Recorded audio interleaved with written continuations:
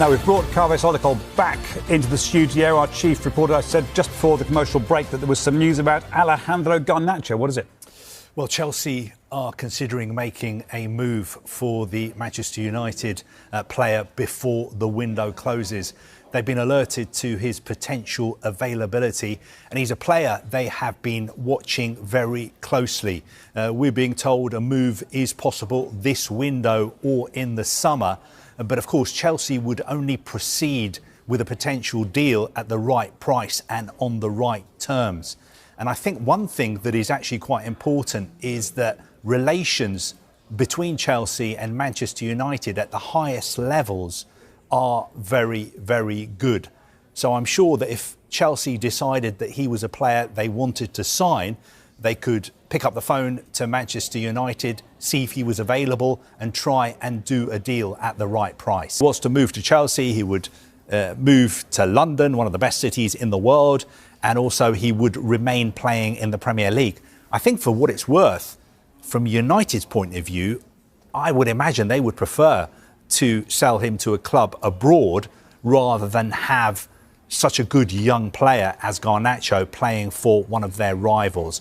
But I think if we're talking about Chelsea and Garnacho, I would say he's a player they're very, very interested in. I just get the sense that they're biding their time to make their move at the right time. According to Sky in Germany, there is no final decision, but it is something that has been discussed. Manchester United have also been in discussions with Napoli over a transfer for Garnacho. He's a player Chelsea have been watching closely. The winger's agents were in attendance at Stamford Bridge on Monday for the win over Wolves. Well, as for Nkunku, before the talk of a possible swap with Garnacho, it's understood discussions had been held with intermediaries about a move to Old Trafford. Chelsea value Nkunku at around £70 million. Manchester United are still discussing Benjamin Šeško internally. It's an expensive deal, so it's not easy, but don't forget the gentleman agreement I told you.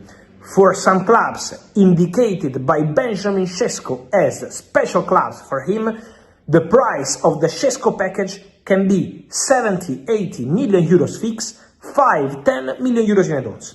So this gentleman agreement between Šeško and Leipzig, in very good relationship, the player, the agent and the club, can be an important factor, with Newcastle going very big and with Manchester United discussing strikers and Šeško internally.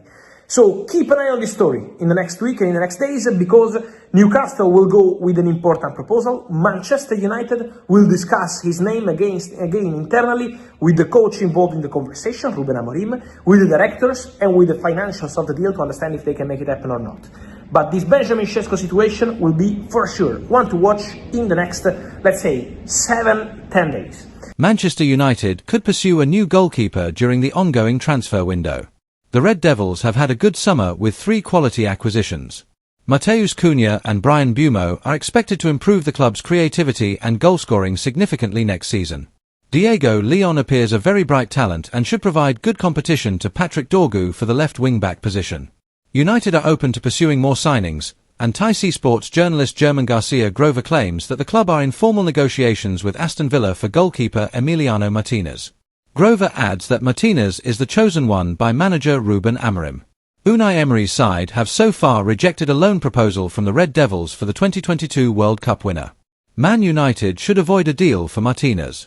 United recently suffered a setback with Andre Onana picking up a hamstring injury in pre-season training.